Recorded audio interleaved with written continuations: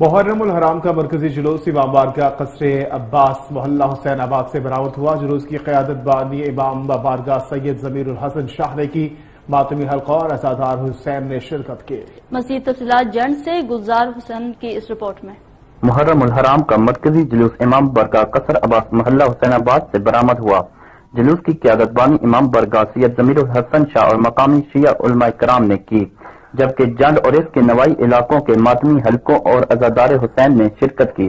جلوسوں کے راستے میں شربت اور دودھ کی سبیلیں لگائی گئیں، جبکہ D S P Jand Aslam Dogar, S H O Jand Mazhar ul Islam کی قیادت میں ایلٹ فورس، رضاکار پولیس اور سیکورٹی اداروں کے 190 سے زائد اہلکاروں نے سیکورٹی کے فرائض سر انجام دیے، جبکہ assistant commissioner Jand Hassan Nazir Dogal, T M O Ulfat Hussain, paramedical staff, بما ایمبولینس بھی موجود رہے۔ جلوس محلہ تکیہ پرانا بازار چوک سے ہوتا ہوا مکھر روڈ پہنچا، جہاں پر جنرل سیکرٹری شیعہ علماء کونسل عارف حسین وحدی نے جلوس میں شرکت کی۔